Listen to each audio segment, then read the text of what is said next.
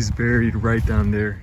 Right now we're at Welfare Baptist Church, and this is the place where Chadwick Boseman is buried. You can see there's a picture on the grave, and I have noticed some people coming as well to see it. Someone who was so big on the screen and impacted so many people's lives, and now I'm standing just feet away from where he was buried. It's not just him, there's also multiple family members. Chadwick has actually stood right here where I'm standing to pay respects to different family members that have been buried here. I'm sure he was probably here for this one, a number of these. James, April 26, 1918 until 2001. It's weird to think that all of these people I'm talking about are just right down below me. You can see a picture of him as well right there. Dorothy May. Here we have Anthony, who is pictured there. All of these people are related to Chadwick. You can see there are some flowers. 1972 to 2002, so Anthony was only 30 years old. Etha May, 1942 until 2017. This whole area really seems to be for the Bosemans. These are two of the first Bosemans that were buried here, Milton and Essie, and they go from all the way back 1883 to 1942. As we move even further, we see Leroy. It makes you really think about life and kind of wonder where things are going, where things have been. This one says baby girl Bozeman, and this one here says baby boy Bozeman. Here, this one is a little bit unique because it actually has a little plaque, and it says Ruby Witcher Bozeman. And you can see there, Marcus D. Brown Funeral Home. And that is actually where the funeral that Chadwick's family had was at. I'll probably go there next and show you guys what that looks like. This is Marcus D. Brown Funeral Home, where Chadwick's close family here in South Carolina gathered together for his funeral. They also had one in California as well, but this is where his close family was.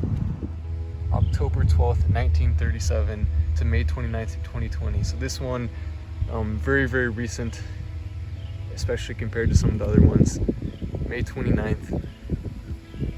And you can see there as well an eternal flame of remembrance. The oldest one that I've seen still is this one, Milton Bozeman. I imagine Milton is Chadwick's great, I'm not entirely sure exactly how many greats, but Chadwick's great-great-great-granddad. He lived just under 60 years, it looks like, 59 years. And it is especially sad when you think about how Chadwick, he was so young, 43 years old. It's not nearly as long as everyone wanted him to live. The only other person I see here so far who has had around 30 years that they lived is Anthony. And it's just sad to be here. It's very surreal to be so close to someone who made such a big impact on so many people. I mean, just to think he's right below basically where I'm standing. I've been walking around a little bit and I have found some more Bosemans over here. There's a lot of them buried throughout this entire place. It really just hits home. I mean, so many people he loved and cared about. And you can see their final resting spot here at Welfare Baptist Church. It's just weird to think how Chadwick was standing in this general vicinity for some of these right where I am now. It's sad to know that he's gone now, but it does definitely bring me happiness to be able to be here at this place and just pay my respects to him. And a lot of people have been coming through this entire time as well to do the same thing I'm doing. I've probably seen at least 5 or 6 people just in the short time I've been here already. And we can see here, this is the most recent family member that was buried here. And what's so crazy about that is that Chadwick was probably here for her burial, and just a matter of months later, now Chadwick is actually buried here himself, here for a very different reason. He was a great youth here, great in oratorical stuff.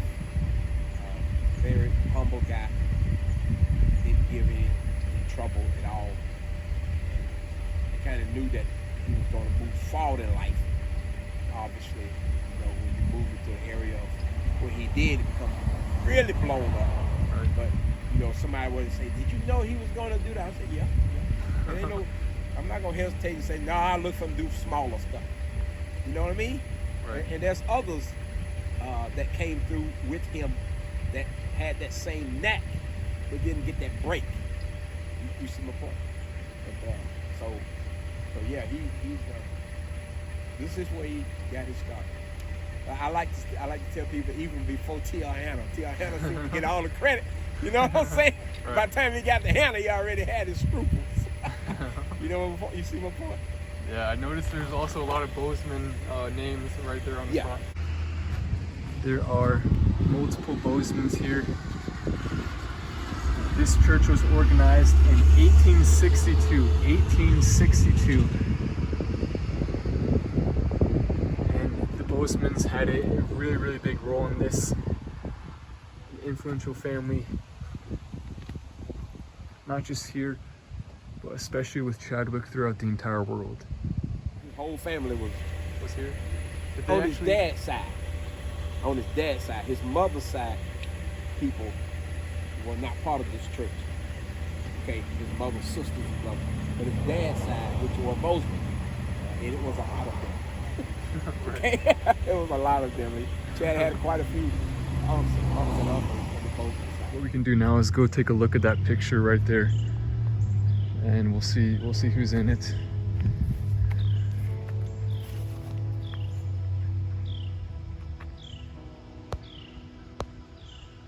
So I'm not gonna step on that part, but I'll zoom in here with my camera.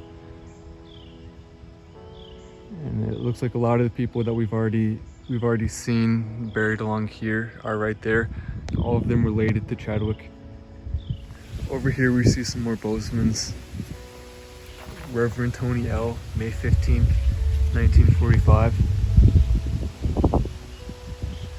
Catherine Blondell, November 23rd, 1946. And these are all Bozemans as well. There's Chadwick is all the way over there, but I'm just looking throughout and basically seeing all of the Bozeman family here.